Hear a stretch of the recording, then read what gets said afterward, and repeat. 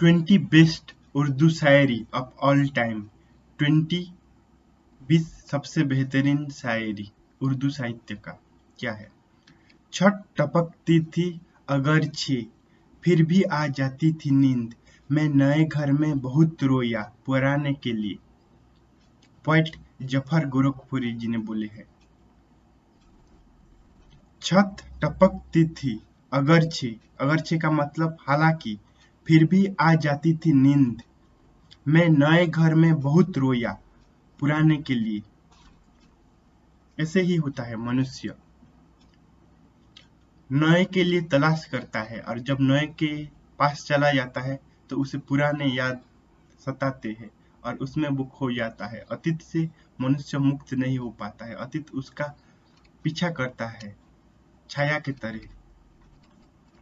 बेहतर दिनों की आस लगाते हुए हबीब, हम बेहतर दिन भी गंवाते चले गए। हबीब अमरोही जी ने बोले हैं, बेहतर दिनों की आस लगाते हुए हबीब। मनुष्य सदा कल का, आगत कल का, भविष्य का आस लगा के बैठा है कि अच्छे दिन आने वाले हैं। लेकिन कभी तुम्हारे जीवन में अच्छे दिन आए? नहीं आए और नहीं भी आएगा, क्योंकि अभी अच्छा दिन नहीं आया। इस मुहूर्त में तुम आनंदित ना हो तो भविष्य में कैसे आएगा? क्योंकि भविष्य इसी मुहूर्त का ही बढ़ाव है, उस मुहूर्त का ही एक्सपांशन है, एक्सटेंशन है। तो कैसे होगा? बेहतर दिनों की आस लगाते हुए हबीब, हम बेहतर दिन भी गंवाते चले गए। अभी चल रहा है वर्तमान मुहूर्त, इससे बेहतर पल क्या हो सकता है? इसे भी हम गंवाते हैं भविष्य का योजना बना के, और भविष्य आ जाए तो वर्तमान की तरह फिर भविष्य की योजना बनाते हैं। ऐसे ऐसे होके सारा हमारा जीवन ही नष्ट हो जाता है। ना हम वर्तमान में जी पाते हैं भविष्य का कल्पना करके और अतीत के याद लेके। गुलशन की फकत फूलों से नहीं कांटों से भी जिन्नत होती है। जीने के लिए इस दुनिया में गम की भी जरूरत होती है। ठीक बोले हैं सावा अफगानी जी ने बोले हैं कि गुलशन की फकत फूलों से नहीं, केवल बगिया फूल से ही भरा हो ऐसे नहीं, कांटों का भी जरूरत है। गुलाब के पेड़ में कांटे नहीं होंगे तो फूल का सौंदर्य में भी उतना आनंद नहीं आएगा। जीने के लिए इस दुनिया में गम की भी जरूरत होती है। अगर आदमी को सुख ही सुख, प्लेजर ही प्लेजर मिले तो आदमी बौखला जाएगा और पागल भी हो जाएगा। इसलिए सुख दुख दोनों चाहिए तो आदमी बैलेंस में रहेगा। और केवल सुख ही मिलता रहे तो भी पागल हो जाएगा, और केवल दुख ही मिलता रहे तो भी पागल हो जाएगा। इसलिए सुख दुख दोनों जरूरत है जीवन के लिए, प्रगति के लिए, उन्नति के लिए। दर्द और आनंद दोनों हिस्सेदार है जीवन का। जो एक को चुनता है वो परेशानी में पड़ता है। ज्ञानी जन दोनों को एक तरह स्वीकार करते हैं। महीने बसल के घड़ियों की सूरज उठते जाते हैं, मगर घड़ियों जुदाई की गुजरती है महीनों में। अल्लामा इकबाल जी बोले हैं।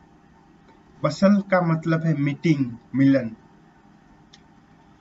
महीने बसल की घड़ियों की सूरत उठते जाते हैं,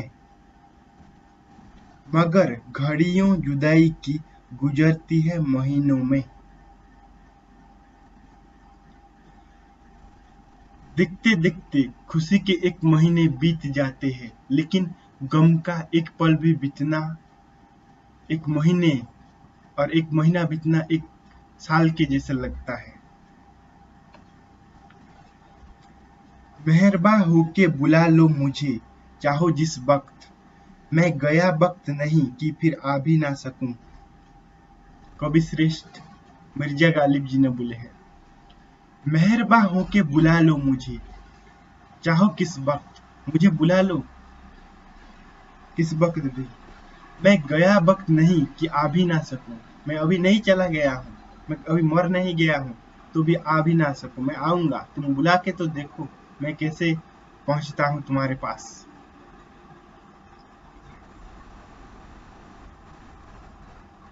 मुंशी अमीरुल्लाह तस्लीम जी ने बोले हैं एक बहुत बेहतरीन शायरी। सुबह होती है, शाम होती है, उम्र यूं ही तमाम होती है। रोज सुबह हो रहा है, रोज शाम हो रही है, हर हमारा आयुष खत्म हो रहा है। प्रतिपल हम मृत्यु की ओर बढ़ रहे हैं। दिल का उजड़ना सहल सही, बसना सहल नहीं जालिम, बस्ती बसना खेल नहीं, बसते बसते बसती है। सहल का मतलब इजी, आसान। फनी बुदायूनी जी ने बोले हैं। दिल का उजड़ना सहल सही, दिल का टूट जाना बहुत सरल है। बसना सहल नहीं जालिम, लेकिन हृदय में एक व्यक्ति बैठ के रह जाना सदा के लिए ये सहज नहीं है। बस्ती बसना खेल नहीं, बसते बसते बसती है। ये कोई मजाक नहीं प्रेम करना, प्रेम में उतरना, क्योंकि अपने आप को मिटाना पड़ता है, अपने सब पूर्वाधारण पूर्वाग्रह को बदलना पड़ता है, तभी कोई प्रेम में उतर सकता है, वास्तविक प्रेम में। एक तथाकथित प्रेम के बाद मैं नहीं बोल रहा हूँ, मैं आत्मा प्रेम के बारे में बोल रहा हूँ, विश्व प्रेम के बारे में बोल रहा हूँ।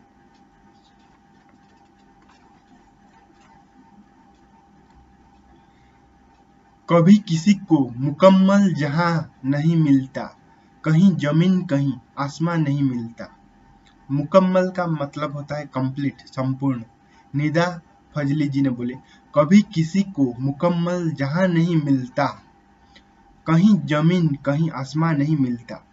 सब व्यक्ति को सब वस्तुएं या सब व्यक्तियां नहीं मिलती, किसी को कोई मिलता है। सबका अपना अपना पात्रता, अपना अपना रस रुचि की कर्म के अनुसार मिलता है। इसलिए व्यक्ति अपने विचार को, भाव को बदलना चाहिए अगर उसे अच्छे वस्तु और अच्छे व्यक्ति चाहिए तो। बड़ा शोर सुनते थे पहलू में दिल का, जो चिराग तो एक कतरा खून ना निकला। कतरा एक खून का मतलब खून का कतरा, खून का बूंद। हैदर अली अतीसी जी ने बोले हैं, बड़ा शोर सुनते थी पहलू में दिल का।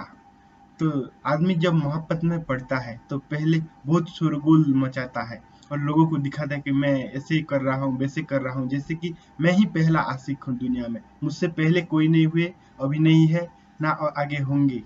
ऐसे गलत फहमी पनकता है आदमी की खोपड़ी में।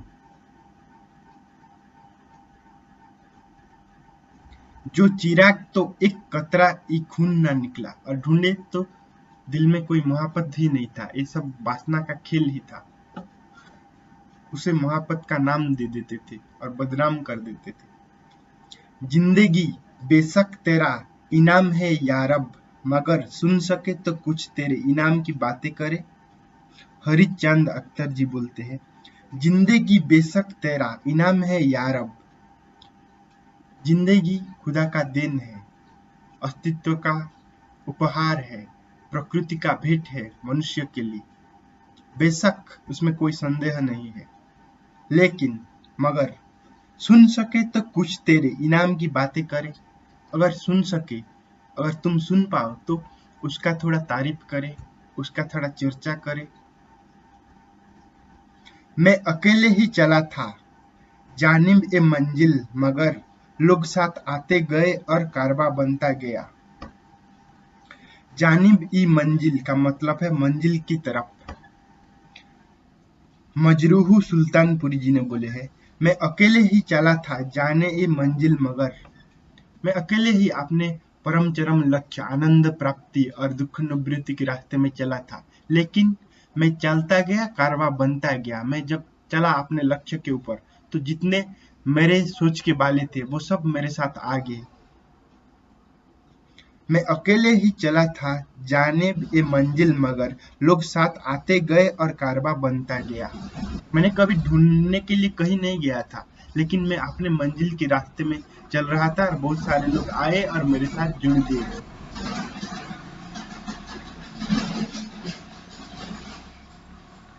कहाँ मैखाना का दरवाजा गालिब और कहाँ बैज, पर इतना जानते हैं कल वो जाता था कि हम निकले।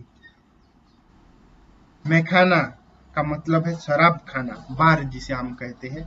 भैज का मतलब है धर्म उपदेश, प्रीचर, धर्म प्रवर्तक।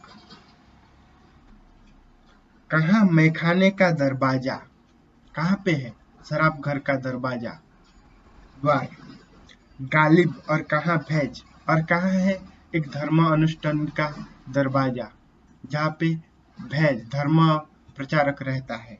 पर इतना जानते हैं कल, लेकिन ये हमें पता है वो जाता था कि हम निकले।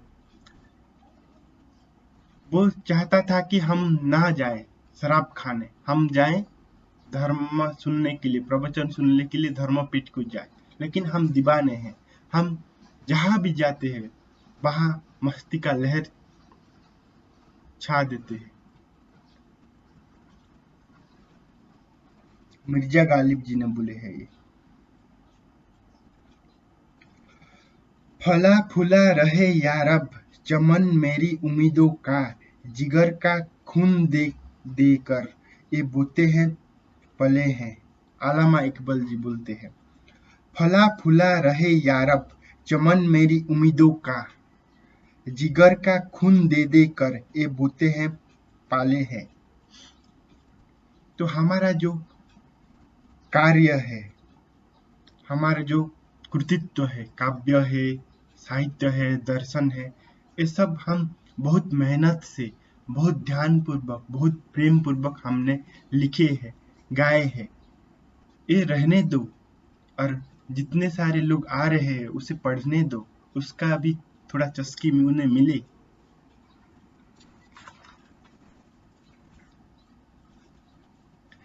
तेरे वादे पर जिए हम, तो ये जान झूठ जाना कि खुशी से मर न जाते अगर एतबार होता। फिर मिर्जा गालिब जी ने बोले, तेरे वादे पर जिए हम, तुम्हारे वादे पर हम जी रहे हैं, तो ये जान झूठ जाना, तो तुम गलत फहमी में मत रहना कि खुशी से मगर न जाते अगर एतबार होता। अगर हम से वास्तविक से प्यार होता तुम्हारा, तो तुम खुशी के मारे हमारे पास चले आते, या हम खुशी के दौर से तुम्हारे पास हम चले जाते। अब तो घबरा के ये कहते हैं कि मर जाएंगे, मर के भी चैन न पाए तो किधर जाएंगे। अब्राहम जॉक साहब जी बोलते हैं, अब तो घबरा के ये कहते हैं, अब डर के मारे ये बोलते हैं हम कि मर जाएंगे, मर जाएंगे, हमारा मौत हो जाएगा। मर के भी चैन ना पाए तो किधर जाएंगे। अगर मर के भी चैन हमारा ना आए तो हम कहाँ जाएंगे। अब तो जाते हैं बुतकदे से मीर, फिर मिलेंगे अगर खुदा लाया। बुतकदे का मतलब है प्रेमिका का घर, टेम्पल, मंदिर। मीर ताकि मीर, महान शायर मीर ताकि मीर, उर्दू साहित्य का बोलते हैं। अब तो जाते हैं बुतकदे से मीर, अभी चले जाते हैं अपने प्रेमिका के घर से। फिर मिलेंगे अगर खुदा लाया, अगर खुदा लाया तो हम फिर से हमारा प्रेमिका के घर जाएंगे और उसे मिलेंगे, क्योंकि प्रेमिका ही परमात्मा का प्रतिनिधि है, खुदा का पैगम वो देती है। हमको मालूम है जन्नत की हकीकत, लेकिन दिल के खुश रखने को गालिब एक ख्याल अच्छा है।